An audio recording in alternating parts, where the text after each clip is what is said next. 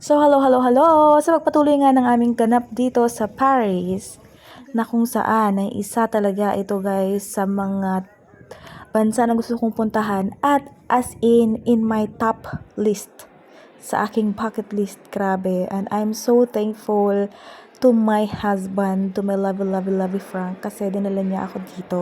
Which is, hindi talaga ito yung nasa plano na bansa na pupuntahan namin nitong mga panahon na ito. Pero dahil alam niya, ito talaga yung nagpapasaya sa akin. Talagang kinonsider niya talaga na dalhin ako dito at masayang masaya ako dahil tinupad niya yung isa sa mga dream ko.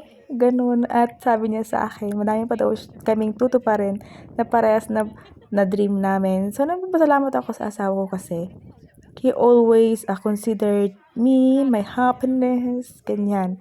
Ganon. So, very much thankful talaga ako sa asawa ko, guys. Ayan, ang unang pala namin pinuntahan is itong Musée du Louvre. Kung hindi ako nagkakamali ng pronunciation, ganyan. At kung mapansin nyo dyan, akong masayang-masaya yung asawa ko yung hindi kaano. Kasi nga, na-stress yan sa tawag nito, sa driving dito sa loob na ng Paris. Kasi grabe, kakaiba yung nila dito, guys. Basta yung rules nila dito basta ganun. Nakakaano talaga, kahit ako, na-stress ako. Ganun. Pero, ayun, dahil nandito na kami, ayan, tsaka first time namin parehas kasi yung asawa ko din, ganun, first time din dito. Kaya paras kami talagang as in, kumbaga, naman kami, partner kami sa lahat ng mga bagay, kaya ganun, at naging successful yung drive papunta dito, ayan, so, ayan na. At ayun na nga, medyo malamig sa panahong ito. At kung kayo pala ay pupunta, make sure na syempre itatama yung mga pananamit sa weather at talagang magsuot kayo ng comfortable shoes kasi sobrang lawak nito guys sa loob. Sobrang laki ng museum na ito na as in talaga magkabila-kabila. Hindi lang malawak, mataas siya. So madami kang hagdan na aakyatin tapos bababain mo tapos pumunta ka nun. Pero worth it naman. So kaya magsuot talaga ng comfortable shoes. So this time ay nakasuot ako dyan guys ng shoes talaga na kumbaga galing pa sa bahay, ganyan ba, kung ano yung suot ko, ganon. At ayun na nga, pumila na kami ng asawa ko. Anyway, ang tickets pala dito is, nung nakita namin online, it's like 25. But pag €25 per person, pero pagdating namin dito is 22. €22 per person, ganyan. So, worth it naman siya kasi sobrang ganda. At ito talaga yung isa sa listahan ng asawa ko din na museum puntahan kasi yung asawa ko guys, very fan talaga siya ng mga museum.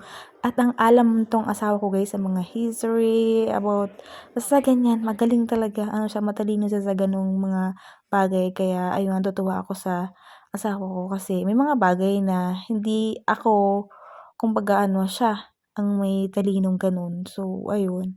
Sobrang amazing. Sobrang amazing ng lugar na ito. Grabe. Sobrang gaganda. Ayan.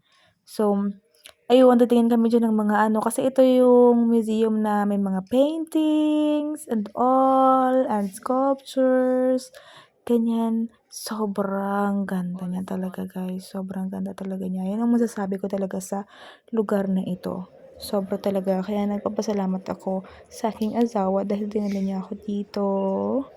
Ayan. So, ayun na nga ang ating unang ganap dito sa Paris. Ang pagpunta dito sa Musée du Louvre with my lovey.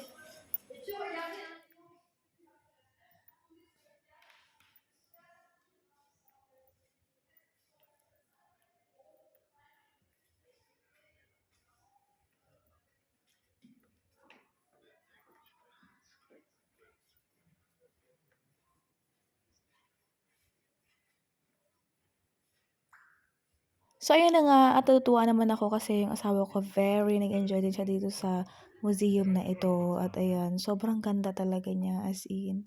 So, pag kayo gawi dito sa bansang ito, puntahan niyo ito, ang ganda. So, ayun, this is my outfit. At ayun lang muna guys for today's video. Ayun, abangan ninyo ang susunod. Maraming salamat sa panonood.